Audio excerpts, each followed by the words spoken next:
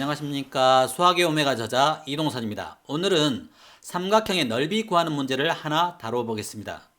중학교 2학년 문제로 난이도는 중 정도에 해당할 것 같은데 상위권 문제라고 합니다. 그러나 기본 내용을 알고 있다면 30초 정도면 충분히 해결할 수 있는 문제입니다. 오늘 강의를 통해서 반드시 알아야 하는 내용이 있습니다. 사실의 정확성입니다. 수학에서 대충이라는 것이 있어서는 안 됩니다. 오늘 문제는 어려운 문제는 아닙니다. 그런데 수학을 제대로 하는 사람이라면 오늘 문제를 절대로 풀 수 없습니다. 제가 중학교 시절에 봤던 문제인데 아직까지도 단골 문제로 출제되고 있는 문제로 심각한 문제를 가지고 있는 문제입니다.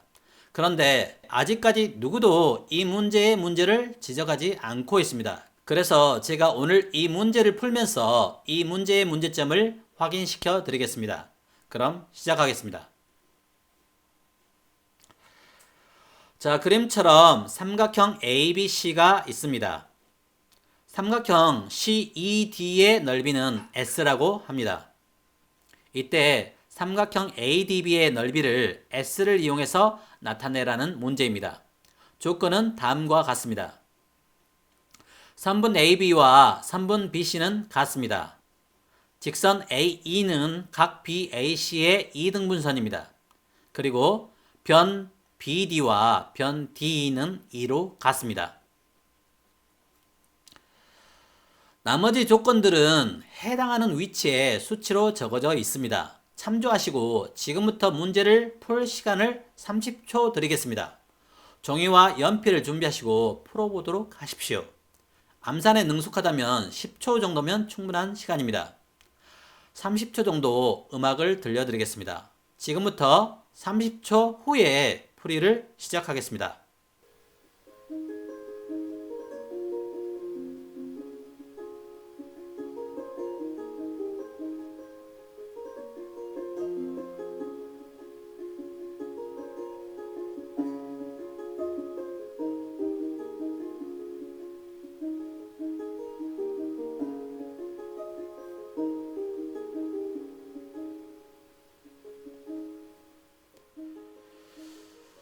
자, 다 푸셨나요? 그렇게 어려운 문제는 아닙니다. 하지만 수학을 잘 하시는 분이라면 이 문제의 풀이가 불가능하다는 것을 아신 분도 있을 겁니다. 먼저 각의 이등분선의 특징을 설명해 드리겠습니다. 각의 이등분선 위에 있는 한 점에서 각의 양변에 이르는 거리는 같습니다. 또한 이 내용을 확장하면 각의 이등분선 위에 있는 한 점에서 같은 각으로 각의 양변에 그은 두 선분의 길이도 같습니다. 그리고 이 문제에서는 확장된 성질을 이용할 겁니다. 선분 AE는 각 BAC의 이등분선이기 때문에 이등분선 위에 있는 점 D에서 선분 BD와 같은 각으로 선분 AC의 선분을 하나 그어줍니다. 그리고 만나는 점을 F라고 하겠습니다. 각의 이등분선의 성질에 의해서 선분 DF는 길이가 2가 됩니다. 그리고 삼각형 ADB와 ADF는 합동입니다.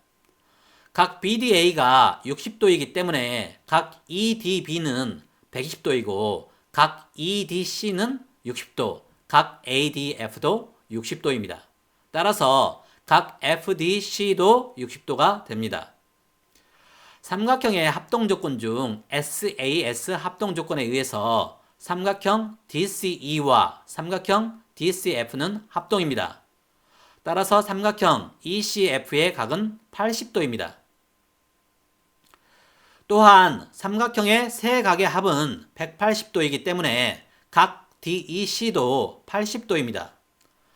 그래서 삼각형 ACE는 이등변 삼각형입니다. AC의 길이가 10이기 때문에 AE의 길이도 10입니다.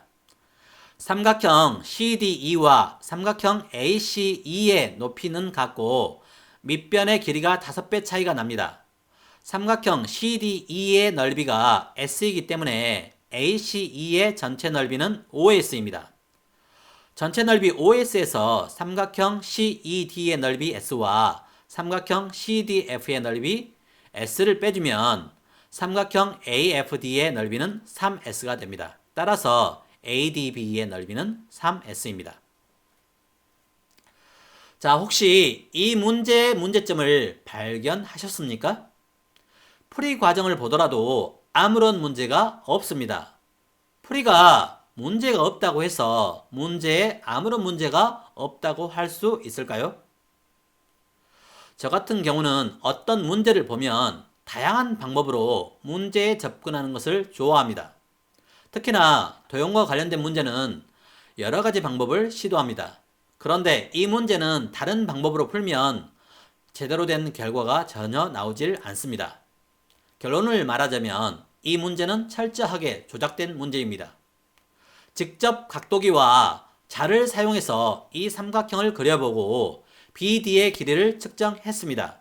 그리고 BD의 길이가 절대로 2가 될 수 없다는 것을 확인했습니다. 지오지브라에서 이 문제의 조건을 맞춰주고 선분 BD의 길이를 측정해 봤습니다. 그리고 선분 BD의 길이는 2.58입니다. 이 문제를 만드신 분은 이 문제에 반드시 조건을 주어야 했습니다.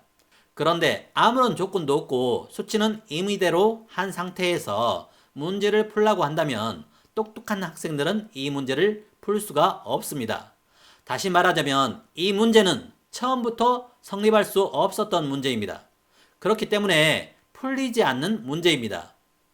실제 정답은 처음 넓이 S의 3배가 아닙니다. 하지만 누구도 이런 부분을 지적하지 않고서 다른 방법으로도 풀 수 있다고 가르칩니다. 직접 해봤다면 이 문제는 문제가 있기 때문에 학교 시험에 출제되어서도 안 되고 문제집 등에 등장해서도 안 됩니다. 풀이 과정에는 문제가 없고 실제로는 문제가 있는 이런 문제들은 학생들의 사고 능력과 논리력을 떨어뜨립니다. 결국 수학다운 수학을 제대로 할 수 없게 됩니다. 수학은 처음부터 끝까지 분명해야 합니다. 분명하지 않다면 누가 수학의 신뢰를 가지겠습니까? 계산상의 실수는 있을 수 있습니다. 하지만 사실과 전혀 다르고 논리적으로도 말이 안 되는 내용이 있어서는 안 됩니다. 수학은 완전합니다. 그리고 그래야 합니다. 오늘은 여기까지입니다.